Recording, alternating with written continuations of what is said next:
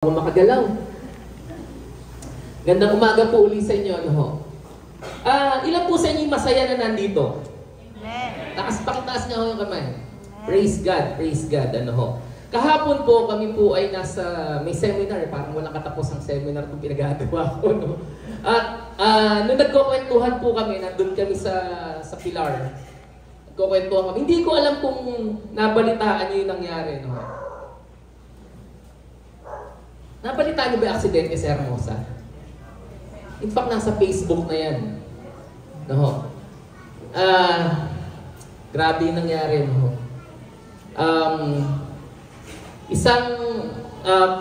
Di ko alam kung pamilya to, yung tricycle na may sakay na 4 na tao, 2 lalaki, 2 babae, nasa loob yung 2 babae.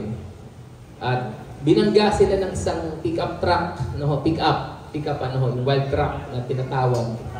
At mula po doon, ay humampas po sila, tumama po sila sa poste.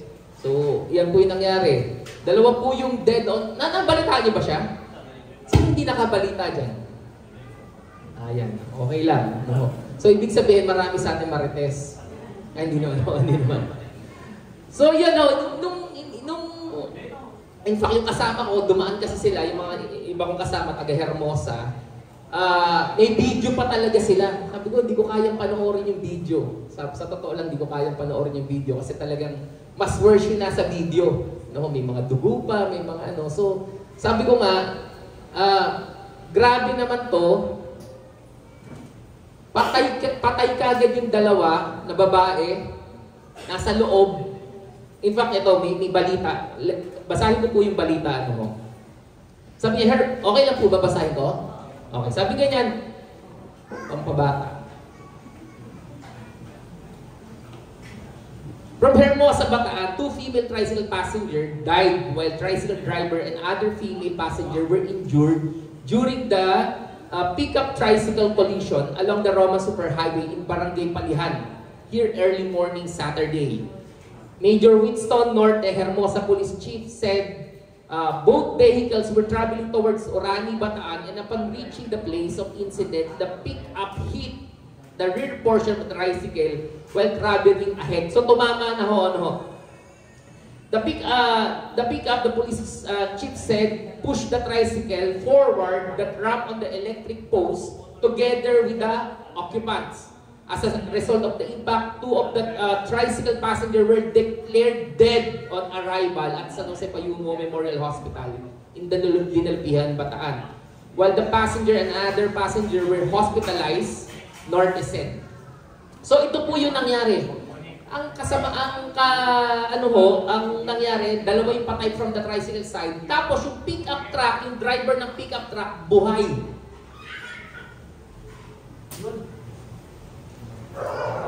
Hello. Yun, praise God, makakagalaw na rin. Hirap na ako sa hindi nakakagalaw. So yun po yung nangyari. Subukan po natin na mag-analyze lang tayo. Pakilayo mo na lang yan, malikot ako eh. Yan. Subukan lang po natin mag-analyze. Okay lang ba? Ituloy na, kasi yun lang yung balita. Ang balita lang po, ay meron daw pong tricycle na nadumugan ng pickup truck. 2 yung patay. 2 ay malala na nasa ospital, hindi alam kung mabubuhay pa. At nakakulong yung nakasagasa. Hanggang doon lang yung balita. Subukan natin ituloy. Mag-imagine tayo ng konti. Okay lang mo ba? Samahan niyo akong mag-imagine ng konti. Subukan natin. Halimbawa po, yung pong dahil namatay yung babae, in fact, buntis pangaraw yun, nasa ospital yung asawa, nabuhay. Ipagpalagay lang ko na, hindi ko kilala ha. Hindi ko kilala yung driver, hindi ko kilala yung pasahero. Wala akong kilala. Subukan lang natin. May ma-offend ba? Wala naman. Okay lang. Ano lang po tayo? Imagination lang muna tayo.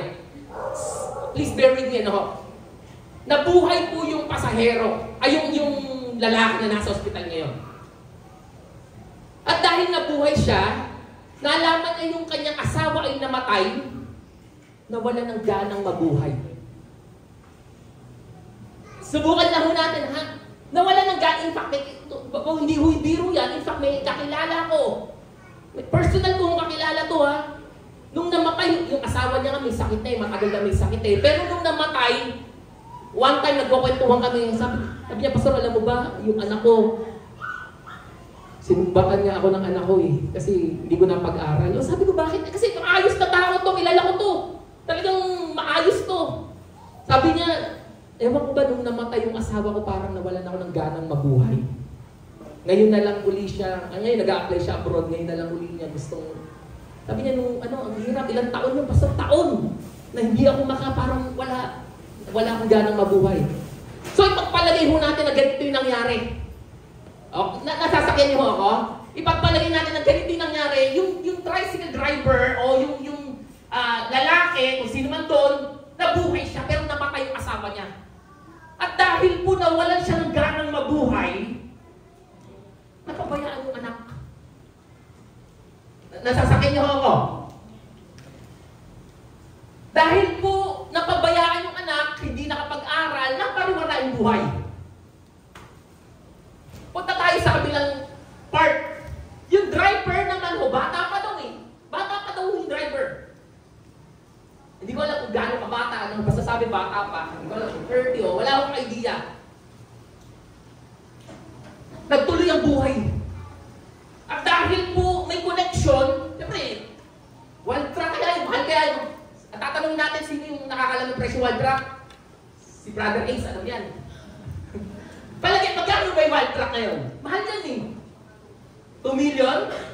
2 million? Ipagpalagay, bago pa Baka ganda pa yung wild truck hindi naman kakarag-karag. Ipagpalagay mo ng mayaman. Again, hindi ko kilala. Sinusubukan ko lang kung mag-imagine tayo. Nakakawala. At parang walang nangyari, nagpatuloy ang buhay yung nakabangga. Tayo, nanonood tayo. Parang nanonood na sine. From that, yung biktima, walang nasumadsad.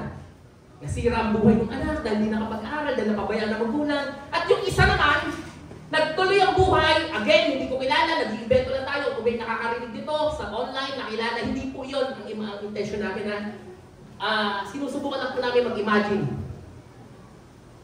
Hindi nagbago. At mas naging arrogante pa, mas masahol pa. Ano mararamdaman? Mabubuisit. Ano ba yung mararamdaman po natin? Makakaramdam ho ba kayo ng galit? Makakaramdam ho ba kayo ng sama ng loob? Mababagabag po ba kayo? Ano ho? Yung title ko ho, ngayong umaga, yun. Ang ganda ng title, tinagalog ko, usually, Bagabag. Bagabag, a reflection on Psalm 73. Nung ginagawa ko ito, sinusubukan kong sabihin ko nga, nakakapagpagbabag. Subukan sabihin nyo, nakakapagpagbagabag. Yan. Sino hindi nakapagsalita? Tongue twister, no? So, yan po yung ating title. Dapat pala dinagdagan mo ng nakakapagpabagabag. Nakakapagpabagabag. Yan. A reflection on Psalm 73. Marami po sa inyo sumagot po ng parang masusuya, maiinis.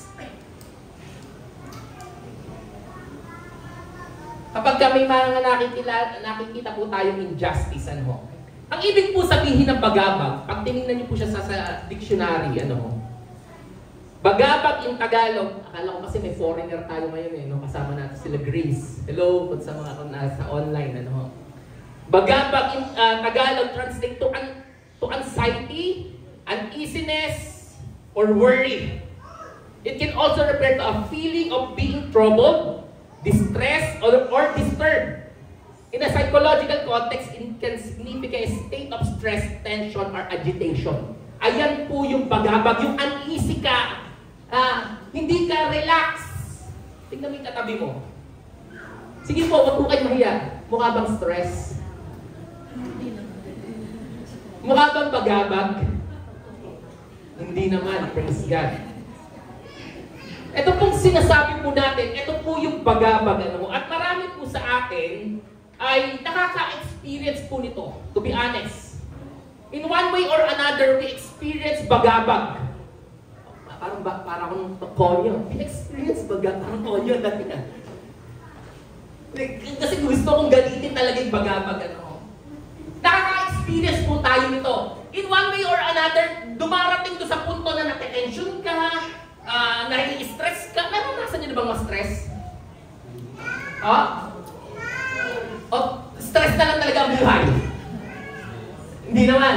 Okay. In one way or another, we experience stress, tension, bagabag. Sabihin nyo nga po, bagabag. Na-experience po natin ito at may mga pagkakataon na nakaka-experience nito ang isang tao and yet hindi lang napapansin ng iba.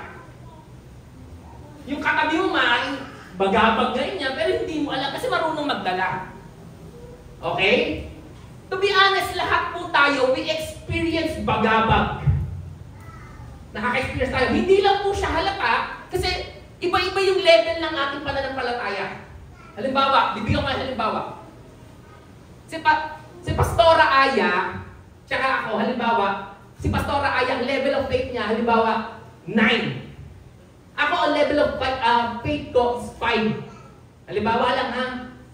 Ngayon, si Pastora Aya, naka-experience kunyari ng stress o ng trouble o ano siya, talagang medyo stress siya, bagabag siya.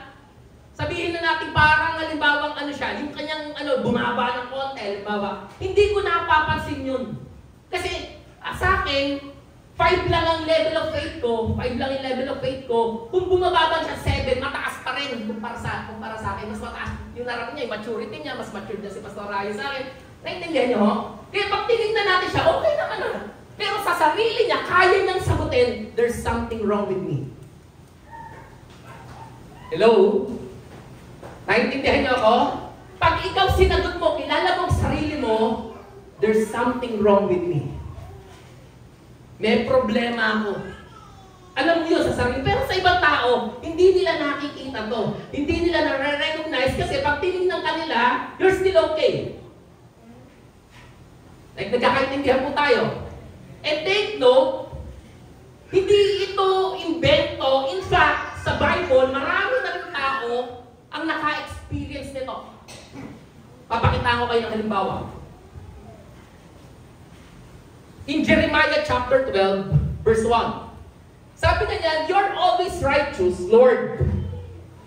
You're always righteous. Lord, when I bring a case before you, yet I will speak with you about your justice. Why does the way of the wicked prosper? Why all this faithless live at ease? Si Prophet Jeremiah po ay tila ba nagpo-question, Panginoon, bakit ganito? Parang unfair. Panginoon, bakit po yung mga masasama, sila ba yung parang yumayaman at pinagpapala? 1 Kings chapter 19 verse 4. While he himself went a day's journey into the wilderness, si Elijah ang tinutukoy, he came to a broom bush, sat down under it, and prayed that he might die. This is Prophet Elijah. Kilala niyo si Prophet Elijah? Uy, parang hindi nyo kilala. Kilala niyo po? Yun. Gulat ako sa Prophet Elijah, ito po yung nagpababa ng apoy. Natatandaan niyo, nakipaggera sa mga propeta ni Baal, 450 prophets ni Baal. Tapos ang sabi niya, ang habol niya, sige, susunugin natin yung handog. Sabi ganyan, na walang magsisindi ng apoy. Natatandaan niyo? Ganong katapang si Elijah, pero dumating doon sa punto ng kanyang buhay, Lord, gusto ko nang mamatay. Stress. Job chapter 2 verse 17. Why do the wicked live on, growing old and increasing in power? Si Job.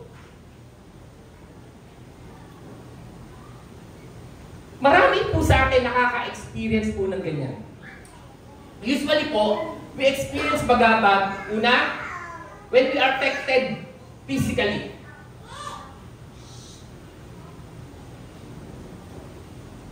Pag may dinadamdam ka, may sakit ka, may pinagdadaanan ka,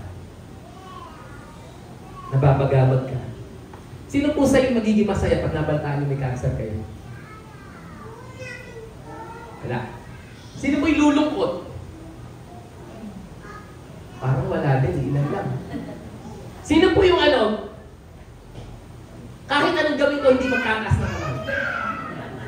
Maganda na lang, yung hindi magtaas ng kamay, basa ang kilig-ili. Okay? O, usapan yan ha, pag nagtanong ako ha, pwede hindi magtaas ng kamay, baka magtaas kayo ng taas. Okay lang yun. Pag affected tayo physically. Pangalawa, na-experience natin ito bagabag, pag affected tayo emotionally.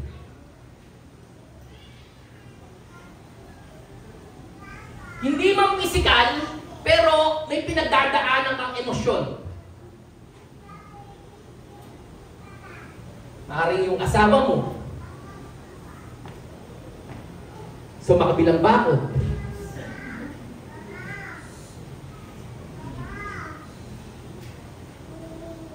Sa araw, magtatapat sa iyong asawa mo.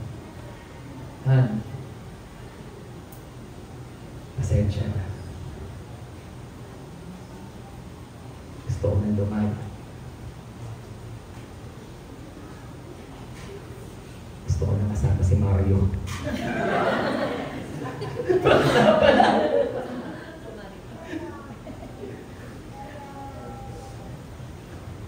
To be honest, nagkakaintindihan mo tayo, ginagawa mo lang live, pero pag affected tayo emotionally, may pinagdadaanan ka, may problema ka, nababagat, tama naman, di ba?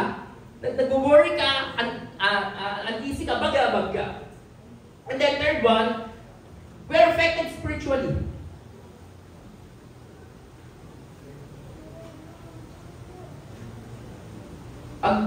Sa dami na nangyayari,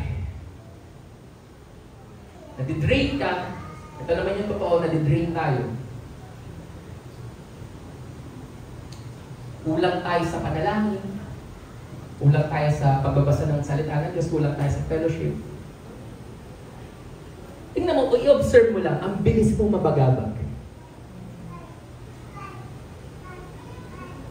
At lahat po ng ito, na-experience po ng taong si Asaph.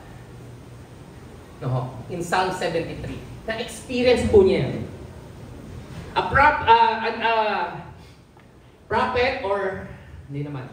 Kasi isang tao sa Biblia na nagngangalang Asaph. Psalm 73. Ito po yung ating pag-aaralan. Psalm 73. So simulan po natin Psalm 73. Sabi po dyan, surely God is good to Israel. Nagsimula po si Asaph, doon sa katotohanan na ang Diyos ay mabuti sa Israel. This is the general idea. No? Imagine po, this psalm ay sinulat para sa bayang Israel. It was written by Asaph during the time of King David. No, nung nagre-reign pa, united pa yung kanilang kingdom. Yung northern and southern kingdom is still united. Si Asaph po ay sumulat po ng isang sulat. At ang Psalm 73, nagsimula po siya dito, ina-express niya yung kanyang mga frustration, yung kanyang bagabag. And yet, nandito, sinimulan niya sa isang general idea that God is good. Amen?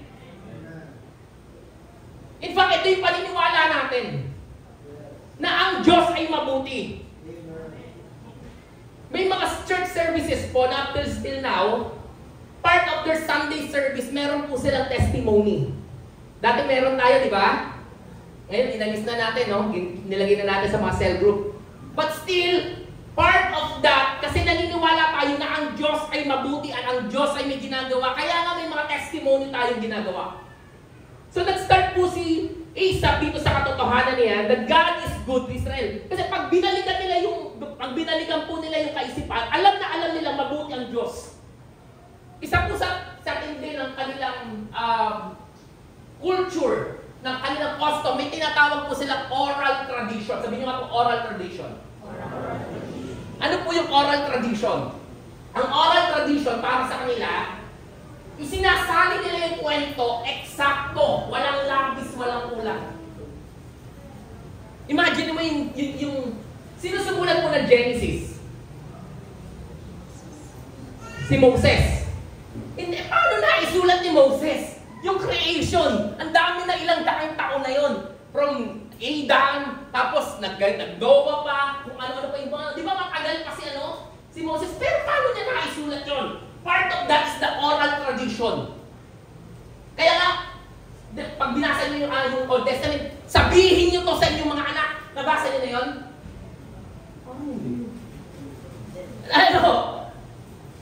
Nabasa niyo na po yan, yung mga ganong salita pag nagbabasa kayo ng Bible, especially in the Old Testament. Sabihin niyo to sa inyong mga anak. Nagpakuha ang Diyos ng mga bato, ilagay niyo to bilang tanda, at ikwento niyo to sa inyong mga anak. That is oral tradition. So, may sinasabi sila. Sinasabi nila ang kabutihan ng Diyos. Ang Diyos nagpaulan ng mana. Alam niyo mana? Yung kinain nila, sa ilang yung tinapay, nagpaulan ng pugo, ng quail. Pag nag-travel ang mga Israelites, meron silang haliging apoy sa gabi at haliging ulam sa umaga. Kinukwento nila yon, yung kabutihan ng Diyos. Ganito namin pinabagsak ang Jericho. Nagmakatsa kami. Yung isa nga, pamalbang magmakatsa eh. Nagmakatsa kami sa Jericho. 7 araw kami naglalakad. At habang naglalakad kami, pagdating ng 7 araw, sumigaw kami. Lahat. At pag sino namin, bumagsak ang Jericho. Alam nila yung kinukwento nila sa kanilang mga anak. At ito ang nagsasabing mabuti ang Diyos. Pero from that, mula po dyan, pagdating natin ng verse 2, but as for me, oops! Mayroong oops. Mula po doon sa general idea na mabuti ang Diyos, pumapasok po ngayon si Asaph sa personal conviction niya, oops, teka muna. Mabuti ang Diyos, yes, that's the general idea. Pero para sa akin, karanasan. But as for me, hindi totoo yan.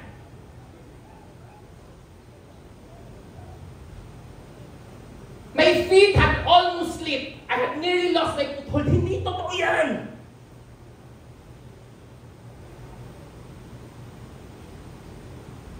Iba yung nararanasan ko sa sinasabi. Katotohanan. What are you going to do if what you're believing is different from what you're experiencing?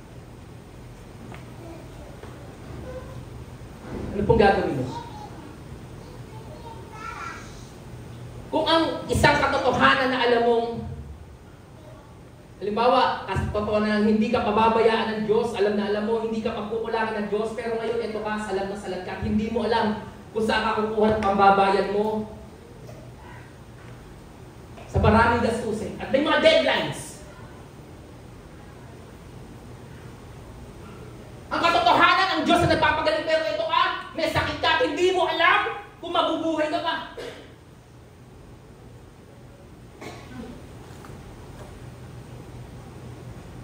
Ang katotohanan, lagi tayo sasamahan ng Diyos, pero sa pakiramdam mo, may mga pagkakataon, nag-iisa ka. Anong gagawin mo? Nakaka-relate po ba kayo? Yung bang, this is the experience of Asaph. Hindi po natin pwedeng sabihin na hindi ko ma-experience yan. May experience at may experience yun po.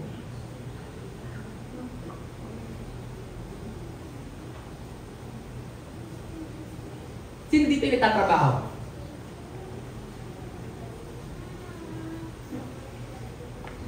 Empleyado pala. Hindi kasi general. Empleyado. Sige na lang. Sino ho dito yung nakakita na ng empleyado? Yan, marami lang. Okay. At least nagkakaintindihan tayo. Halimbawa po, yung isang empleyado, pinagpupursigan niya yung kanyang trabaho. Is expecting po na mapopromote, and yet, iba yung na-promote.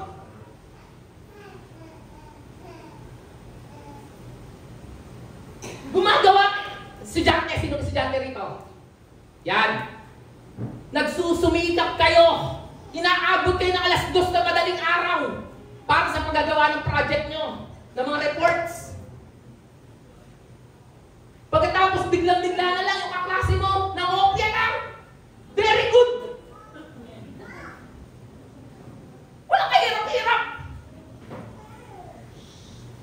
Parang unfair ba? Nakakarinig kayo, negosyante ka. Dahil negosyante ka, kilaanak ka ng Diyos, nagbabayad ka ng buwis ng tama. Dahil nagbabayad ka ng buwis, medyo mas mataas yung sa'yo kumpara sa kanila. At dahil mas mura yung sa kanilang kukuha. So you're expecting sana, i-bless ka, pero ito parang kumukunti mga customer. Sabi ng Lord, pagpapalain niya ako. Anong gagawin mo?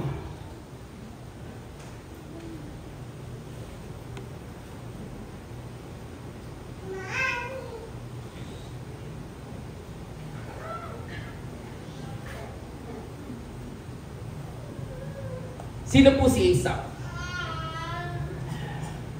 Huwag niyo po sabihin sa akin, ang makaka-experience lang nito yung mga baby Christians, yung mga hindi pa matatag sa pananampalataya. In fact, yung sumulat po ng Psalm 73 na si Esau, hindi po basta-basta, hindi siya just. Okay? Sino po si Esau? Okay. Para lang alam po natin,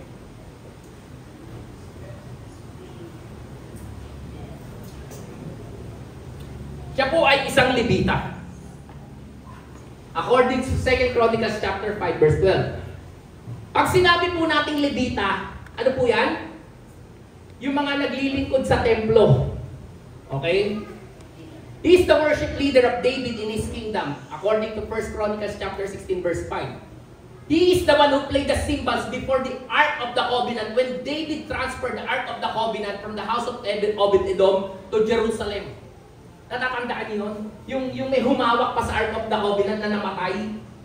No? Kasi yun yung presence ng Lord. His descendants are called Asapites, which means the temple singers. Yung mga backup singers, yung mga singers. So galing pala dyan ng Asapites. He's the author of 12 chapters in the book of Psalms. Chapter 50, chapter 73, and up to chapter 83. So hindi po basta-basta si Esau. Imagine mo, baka tuldok mo lang, wala ka na isulat sa Biblia eh. Di mo ba? Ako meron. Sa Bible ko, sinulat yung pangalan mo. Wow, ano? Pero, yung mismong part ng Bible, wala tayo na. Pero siya, kadami. Nagiging kapampangan ako, palibasa may mga nakakasama akong kapampangan, ano? So, yan po, si Esau. Ano? So, kaya nga, ingat po tayo. Ang sabi po ng Bible, in 1 Corinthians chapter 10, verse 12, so if you think you're still standing firm, be careful that you don't fall. Yung sinasabi ko pong experience ni Esau, pwede mangyari sa atin. Tuloy tayo, verse 3. Sabi ganyan, bakit ba na-experience to ni Esau? Bakit ba naka-experience niya yung bagabag? Kasi dalawang bagay. Sabi niya, for I envy the arrogant. Pangalawa, I saw the prosperity of the wicked. Kaya siya nabagabag, si Esau, kasi nakita niya yung mga arrogante, yung mga mayayabang, sila ba yung pinagpapala?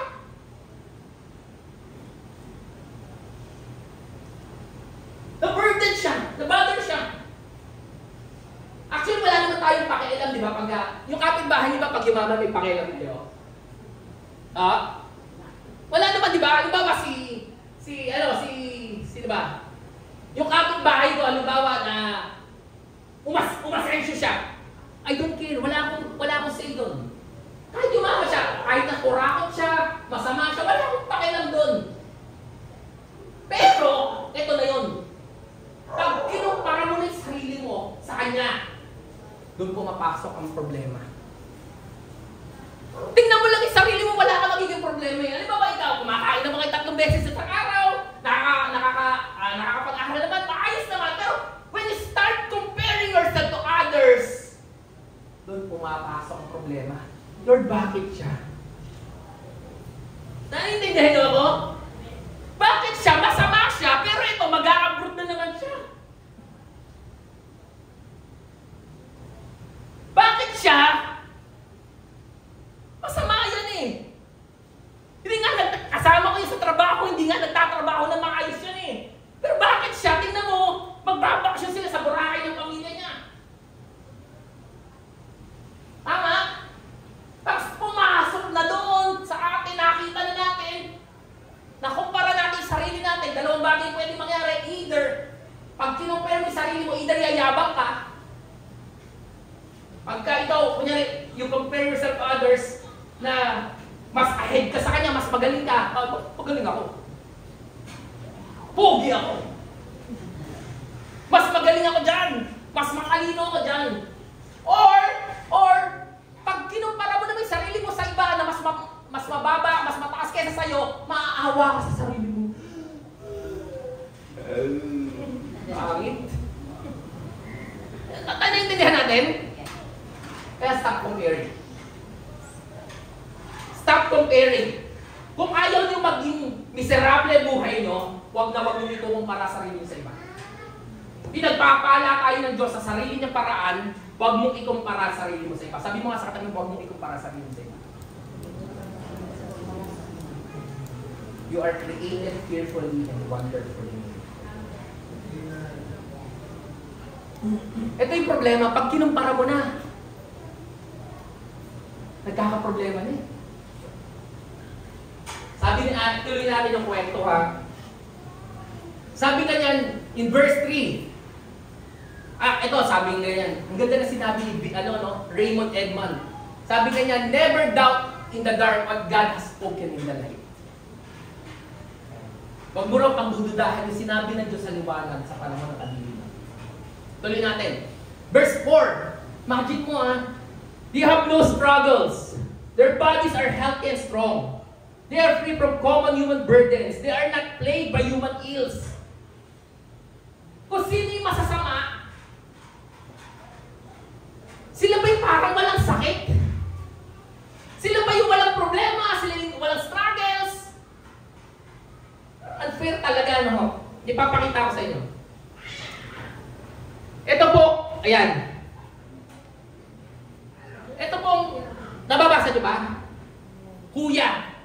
Ito po ay kinuha ko sa internet. Merong dokumentaryo si Jay Tarok noong June 10, 2017. Yan po ay nakapapanood nyo sa online. Dokumentary ni Jay Tarok na GMA, docu, Basahin ko lang ho, Simula sa pagkapanganak, hindi na naranasan ni John Paul na makalakad na mag-isa. Ito po yung si John Paul, yung bata. Pinutol na kasi ng doktor ang kanyang kaliwang paa para maiwasan ang impeksyon. Simula noon, lagi na siyang binubuhat kahit saan man siya magpunta. 8 taong gulang na ngayon si John Paul, that is 2017. So ilang taon na siya ngayon? Dudama. 8 taon siya gulang na ngayon, nung 2017, sa tulong ng kanyang nakakatandang kapatid na si Frederick, nakakapasok siya sa eskwelahan. Pinapasan siya, papasok at pauwi 4 na beses sa isang araw, 5 beses sa isang linggo. Pinapasan siya ng kuya niya. Pangalawa sa panganay, si Frederick, extra siya bilang construction worker. Sa mga katabing lugar, kapag nasa eskwelahan si John Paul, hindi kasi Hindi kasi siya pwedeng lumayo sa eskwelahan sakaling may mangyaring emergency sa kapatid. Hiwalay na rin ang kanyang magulang, ang panganay na kapatid ng asawa, at agad, yung ibang kapatid niya may mga asawa na. Kaya si Frederick na lang ang tumatayong tagapagtaguyod ng siyam na kapatid. Imagine mo si Frederick, pinapasan yan. Siya pa yung nag-breadwinner ng siyam na magkakapatid. At ng kanyang magulang at dalawang pamangkin. Imagine niyo. Si Frederick, araw-araw pinapasan niya si John Paul. Papasok ng eskwelahan, papasanin, uuwi ng eskwelahan, papasanin, magtatrabaho pa siya bilang construction worker. Hindi po madali ang construction worker. Alam niyo yan. Aside from that, yung kikitain niya, pag hindi siya kumayod, anong kakainin ng kanyang mga magulang, ng kanyang mga kapatid?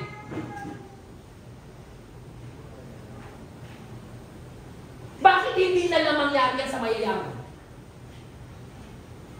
Yung mayaman, pag nagkasakit na ganyan, pwede naman nagpapagawa na kayo. Ano yung tawag doon? Yung paka. Tawag? Prosthetics. Meron pa kayo, wheelchair. Na electric. Di ba yung pipindot mo lang gano'n, okay na. Yung parang nasa mall. Meron nga iba, na-sprain lang eh. Yan, iba-basketball naglalakad, na-sprain lang, tapos nakaganon. Pero ito, kailangan niya, bakit sa kanya pa? Makakapag-isip ka ba talaga na unfair yata? Unfair yata, magabang. Tuloy po natin. Verse 4, they have no struggles. Their bodies are healthy and strong. They are free from common human burdens. They are not plagued by human ills. Naalala ko yung asawa ko, yung maganda kong asawa. Ay, ma'am. Nagkasakit po yan. Dati. Nagkaroon yung gallstone. Tapos nagkaroon yung Bell's palsy. Ano yung Bell's palsy? Yung tumabagin mo nga. Tapos walang pakaramdam. Umiinom siya tubig, tumutulog ganyan. Pag natutulog siya, nilalagyan ko ng scotch tape to para sumara. Kasi wala talaga. Ano yun, nung time na yun? Yung ano ba, parang paralyzed ba yung mukha mo? Tanong siya sa akin, sabi niya. Kasi sabi daw siya, napakaingat, di ko makain sa karinderya. Di ko nagluluto kami ng manok, inaalis yung skin. Pinapaalis niya kasi ayaw ng fats, di niya alam, kinichitchar ko yun. Siya yung siya yung napapili. Kaya nung nagkagano siya, tanong niya sa akin, Daddy ba? Ano sagot ko sa kanya, alam naman ako.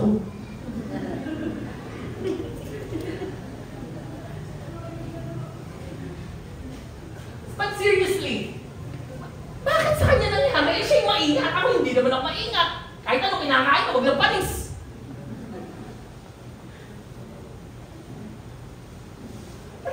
Healthy. Parang, teka muna, bakit sa akin mangyayari? Bakit hindi sa kanila? That's the question of Esau. Tuloy natin.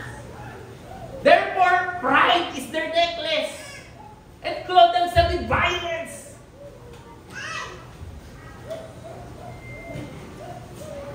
Pag sinabi po nating necklace, ginagawa na nila itong accessories. Parang parte na, they clothe themselves with violence, parang parte na ng buhay nila. Yung violence, tsaka yung pride, parte na ng buhay nila. Ganun sila kasama.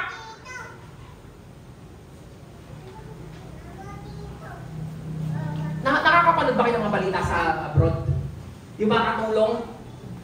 Sa Kuwait, marami ina-abuse. Verbal abuse, physical abuse, lahat na ng uri ng abuse. Imagine mo, parang ganun yung nararanasan namin. Yung time na yun. Kaya matindi yung trouble dyan.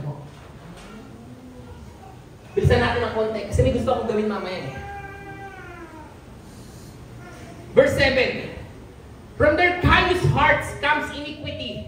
From evil imagination have no limits. Imagine mo, their evil imaginations has no limits. Sabi ganyan, they scoff. Anong ibig sabihin ng scoff? Make fun. Yung po ibig sabihin ng scoff, yung pinagtatawanan na they speak with malice, with arrogance, they threaten oppression, their mouths lay down in heaven, and their tongues take possessions on the earth. Sobrang sama na nila.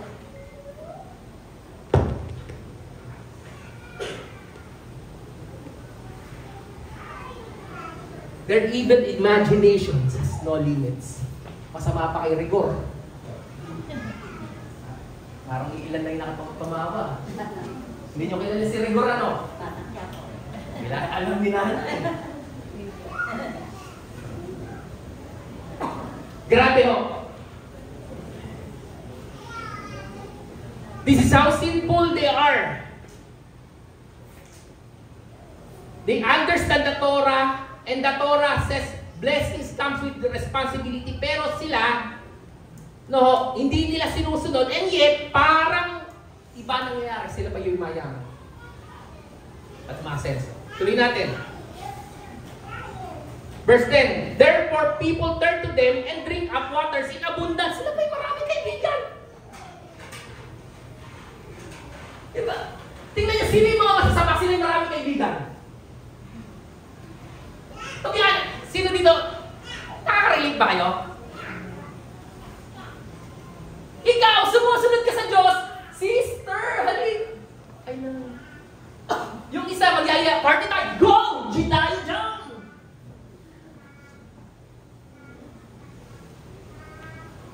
Sino yung mga masasama? Sila yung parang, ang dami ng friends. Ikaw, ilan ang friends mo? Hindi sa Facebook, yung real friends.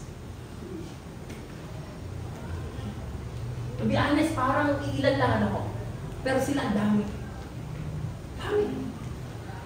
Yung mga politiko nga dami niyang inaanak, hindi niya nga kilala yun Ninong ko yan! Pero siya hindi ko siya kilala. Sa dami na gusto ko. Di ba kasi pag mayaman, gusto nilang i-associate yung sarili nila, di ba? So, yun talaga ang pasihan ng mundo. Ano pa? Tuloy natin. They say, how would God know? Does the Most High know anything? Pinahamak na nila yung Diyos. Alam ba ng Diyos yan? Hindi alam ng Diyos yan. Wala siyang alam. Kasi ang paniniwala nila, they believe in deism. Ano yung ibig sabihin ng deism? They believe, hindi ito, iba to sa iba to sa atheist. Ang atheist, dinideny ang existence ng Diyos. Ang deism, naniniwala sila na may Diyos, and yet ang Diyos hindi nakikialam. Parang ginawa tayo ng Diyos, ito yung paniniwala nila, ginawa tayo ng Diyos, pero bahala ka na sa buhay mo. Alam yung kanta nung araw na and God is watching us, God is watching us, God is watching us from a distance. Kung sa distant lang yung Diyos. Yun yung paniniwala nila. Kaya sabi nila, wala! Gawin natin! Gusto natin gawin! Matindi. This is what the wicked are like, always free of care. They go on amassing wealth, progressive. Dumadami yung mayaman. Alam niyo na yung kwento ng pastor sa Subo? Alam niyo na yun? Kwento ko ulit ha. Alam niyo na ba? Sino nakakalam ka sa kamay? Oo, sige, kwento ko. Meron daw pastor. Ngayon, wala na siyang maipakain sa pamilya niya. Nag-apply siya trabaho. Apply siya. So, pasa siya. Ayan, lakad-lakad siya. Pasa siya ng CD. Lahat ng pupunta niya, walang bakante. Sa araw, napunta siya sa zoo. Nag-apply siya. Janitor o agalinis. So, kahit ano, gardener, kahit ano lang, wala Meron kami rito, namatay, kasi namatay yung unggoy. Ngayon, yung unggoy na yun yung nagdadala ng mga tao Dadala ng mga tao. Oh. So kung gusto mo, in-order na naman namin sa abroad, kung gusto mo, magpanggap ka na muna na unggoy, gagamitan ka namin ng unggoy, para hindi huminto yung mga tao sa pagpunta dito sa zoo. So kailangan niya ng pera. So ginawa niya, pumayag siya. Nag-apply siya ng doon, pumasok siya. So, binihisan siya ng unggoy. Oo, andun siya. Una, nahihiya-hiya pa siya. Sabi niya, wala nang nakakakilala sa akin kasi naka-ano naman ako, naka-costume naman ako. So, gagawin niya. Hinaan niya yung mga bata, nililibang niya. No. So, habang tumatagal, nag-enjoy na rin siya sa ginagawa niya. Tatanong pa siya. Kakakalo niya, napunta siya sa kulungan ng leon. Nagulat siya, napunta siya. Takot siya, Lord. Patawarin mo na po ako. Ayoko na po. Sabi niya, magpapastor na po ulit ako. Sumagot yung leon, pastor ka rin. Parehas tayo. Joke lang ko. Sinasabi ko minsan, diba? Sino yung mga nagliligaw? Parang sila pa yung parang. Pero yung mga politiko, yung mga kurap, sila pa yung ma-asenso. Bilisan natin. Surely, ito na. Surely in vain have kept my heart pure and have washed my hands in you. Parang pinagsisisihan niya ng pagiging matuwid. Sino sa inyo nakabasa ng Psalm 73? Wala pa? Tingnan niyo, i-observe niyo kung gaano kayo pinagdadaanan ni Isaac. Sabi niya, surely in vain I have kept my heart pure and have washed my hands in you. Walang saysay yung ginawa kong pagiging mabuti. Parang sana hindi na ako sana pare-parehas na lang. Gumagawa sila ng masama, magagawa na lang din ako. Sana ganun na lang kasi nagpapakabait ako, nagpapakabuti ako. Pero hindi nangyayari sa akin.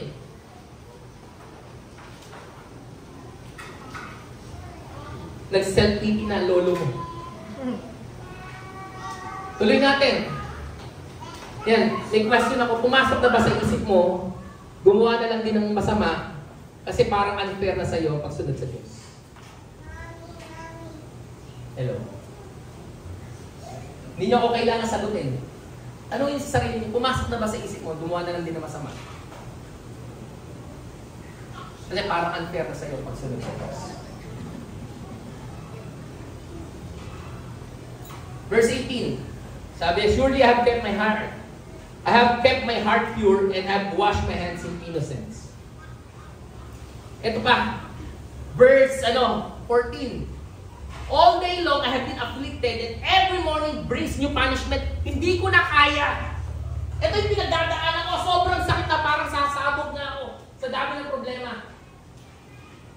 Mula yung sinasabi natin, mula verse 2 hanggang struggle niya, parang hindi ko na kaya. Every morning, parusa na mabuhay. Hello? Dumating na po ba kayo sa puntong ganyan? I pray na wala pa dumarating at hindi dumating sa atin yung pagising mo. Lord, kunin mo na lang ako. Parang kapahingaan mo na lang kamatay. And verse 15, if I have spoken out like that, I will betray your children. Ito yung masakit.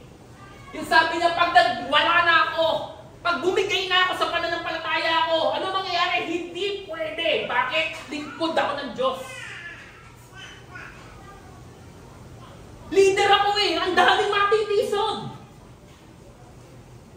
Na pag ako, gumibat ako, yung mga tao under me na tinitingnan ka bilang hindi man pastor, kundi ikaw ay cell group leader, ikaw ay worship leader, ang daming matitisod. This is the dilemma of Asaph na hindi hirap na siya. Gusto niya na sumabog, parusa na sa kanya mabuhay, pero hindi niya pwedeng i-give up kasi nga ang daming nakatingin sa kanya. Verse 16. And when I tried to understand all this, it troubled me deeply. Habang ina-analyze ko, habang inuunawa ko, lalong sumasakit ang ulo ko parang hindi na talaga kaya. Restlessness. Mula verse 2, mula verse 1, sinasabi natin mabuti ang Diyos. Pero ito yung karanasan ko, restlessness. Stress, troubled, burden, ayoko nang mabuhay. Experience nyo na po ba yan? Dumating na po ba kayo sa punto na parang hindi niyo na po kaya? Dumating na po ba kayo sa punto na parang gusto niyo gumig up pero hindi kayo makagive up kasi leader po kayo ng church? O may mga tao tumitingin sa inyo. Hindi ba sa church, pamilya niyo? Bilang nanay, gusto mo na gumig up pero hindi mo magawa kasi yung mga anak mo nakatingin sa inyo. Restlessness. Pag tinapos ko po yung sermon dyan, patay tayong lahat. Uuwi tayong luhaan. Pero look at verse 17. Till I entered the sanctuary of God. Till I entered the sanctuary of God. Yung salitang till po dyan, ang ibig sabihin po niyan, parang katapusan. Changes. Naintindihan niyo ho? Halimbawa, tumakbo ko till 4, pinatulog ako until 5 a.m. Ibig sabihin 5 a.m., gising ka na. Kasi natulog ka till 4. Yung pagdating ng 5, gising ka na. Nagkaroon na ng changes. Imagine mo, mula verse 1 na sinasabi niya yung struggle niya, na ayaw niya na mabuhay, na hirap na siya, hindi niya na kaya, parusa na sa kanya mabuhay, parang napaka-unfair ng mundo. Nung pumasok siya sa templo ng Diyos na signifies the presence of God, nagkaroon ng pagbabago. Enter dito na sanctuary of God. Ito yung kailangan natin, presensya ng Diyos. Nahihirapan tayo, yes, mahirap ang buhay, maraming struggle, ang iintindihan ko. Gusto mo nang gumibak, yes, nagyayari yan. Pero ang pakayaya sa atin, pumasok ka sa presensya ng Diyos. Sige nga po, palakpakan nga po natin ang Lord. Till I enter into the sanctuary of God. Ito yung mangyayari sa atin. Kapag tayo pumasok sa sanctuary ng Diyos, mawawala ang lahat, magbabago.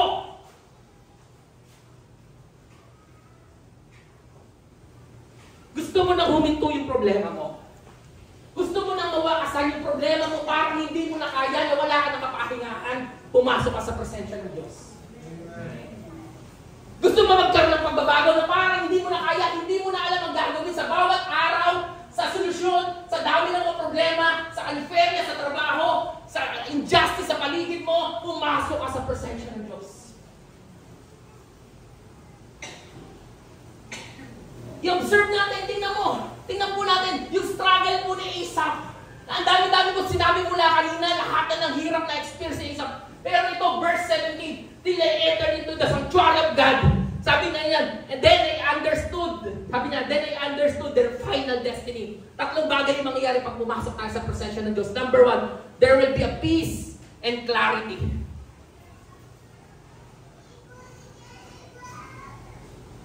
Magkakaroon ng kapayapaan.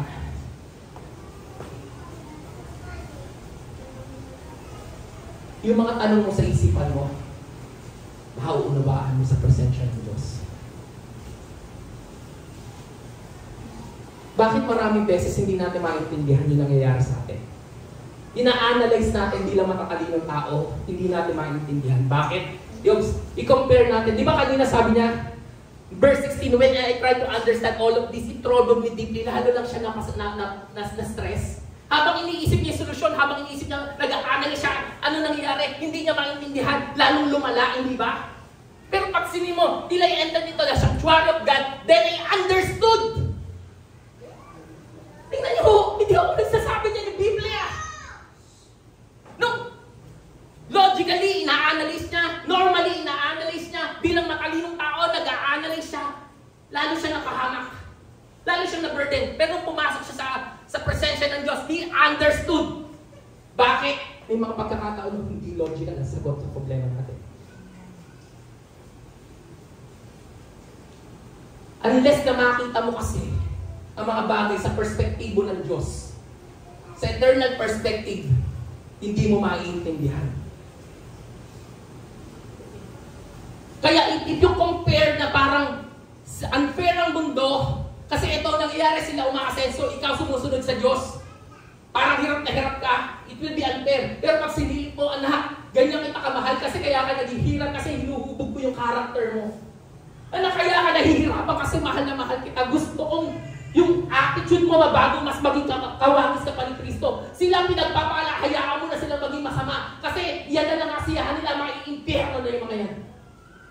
Pag na-analyze mo to sa perspective ng Diyos, kasi sa perspektibo ng tao, mahirap itong intindihin. Pero pag nakita mo siya sa perspective ng Diyos, hindi ka maiinis sa kanila, hindi ka maiigit sa kanila, kundi maaawa ka sa kanila.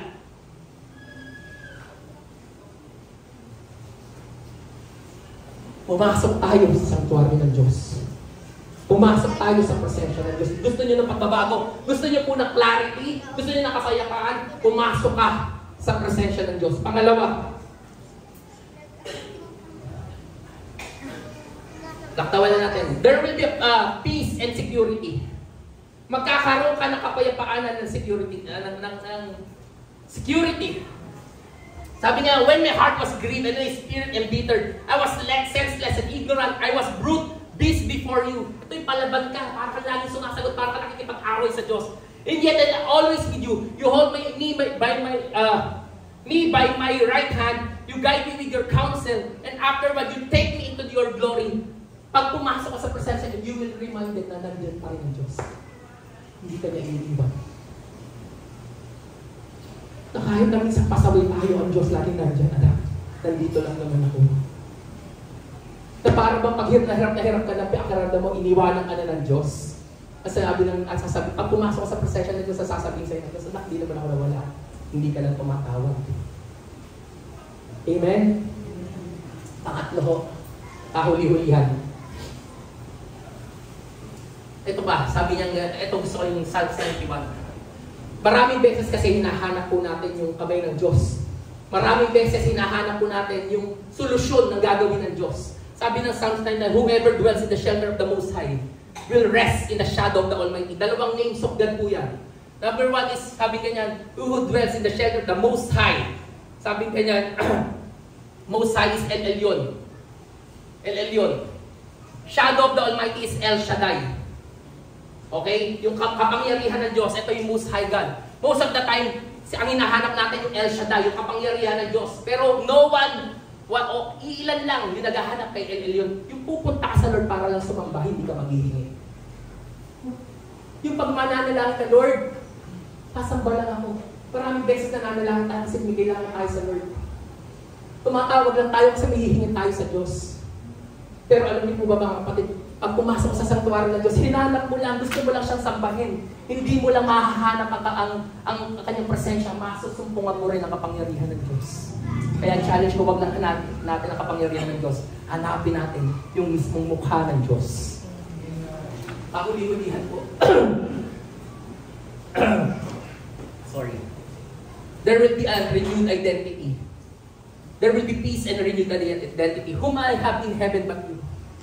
And on earth has nothing I desire beside you. My flesh and my heart may fail. But God is the strength of my heart and my portion forever.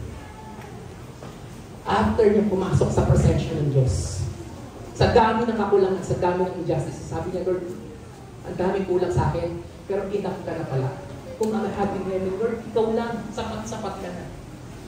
Wala na akong i-desire. Nagbago yung kanyang identity. Na-i-connect niya sa Diyos sa kanyang pahirap po pag kinonect niyo ang sarili niyo, hindi sa Diyos. Pag kinonect niyo ang sarili niyo sa trabaho, paano pag wala ka ng trabaho? Paano pag nawala na yung trabaho mo? Parang wala na rin yung pagkatao mo? Paano pag nawala na yung pera mo sa bangko na sinasabi mo parang, okay ako, mayaman ako. Paano pag hindi ka na mayaman, wala ka ng pagkatao? Pag kinonect mo yung sarili mo, kung sa mga estudyante, sa grades mo, paano pag hindi ganun ang resulta? Wala ka ng pagkatao. Huwag niyo pong i-connect ang sarili niyo sa mga bagay yan bilang anak ng Diyos. Sa Diyos lang natin i-connect ang ating identity. Na kahit anong mangyari, sasabihin mo, wala ka ng pera, wala ka ng mga ito, sasabihin mo, magiging maayos ako dahil anak ako ng Diyos. In conclusion po ng awit, sabi po niya, ni Asaph, those who are far from you will perish. You destroy all who are unfaithful to you. But as for me, para sa atin, it is good to be near God. I have made the sovereign Lord my refuge, and I will tell all of their deeds. Hindi natin maintindihan Pero sa presensya ng Diyos, may pagbabago. Sa presensya ng Diyos, may kapayapaan. Sa presensya ng Diyos, may lakas. Amen? Pwede ba tayong tumayo? Tawagan mo natin yung music ministry. Ngayon po, gusto kong lumapit tayo sa presensya ng Diyos. Hindi ko alam kung ano ho yung mga pinagdadaanan nyo ho.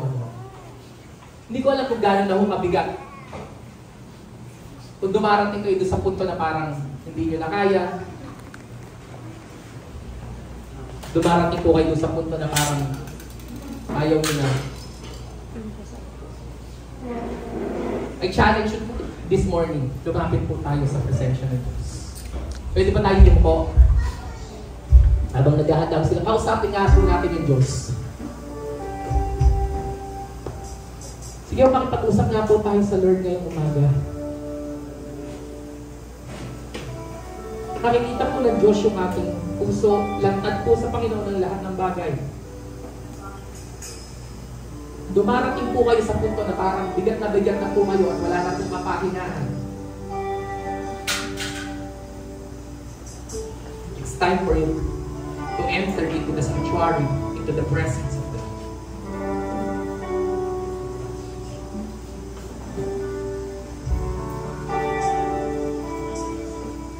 Sige po.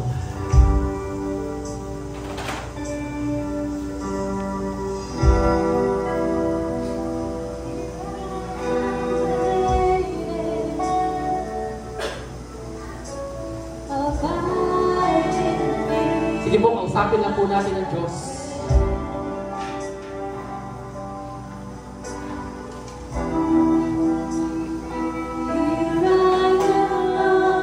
It's time for you na pumasok sa kanyang presensya. Lahat ng bigat, lahat ng problema, bigay mo sa Lord ngayong umaga.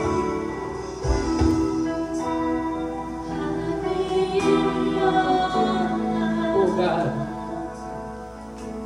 Oh God. Holy Spirit, we invite you. Lord, ang kaya ko lang gawin ipahayag ang mga bagay nito, Panginoon. Pero kayo ang nagbabago ng buhay. Kayo ang nagpapalakas. Kayo ang bumabago, Banal na Espiritu. Aking pumili, mag-ministeryo po kayo sa amin ngayong umaga. Mag-ministeryo po kayo.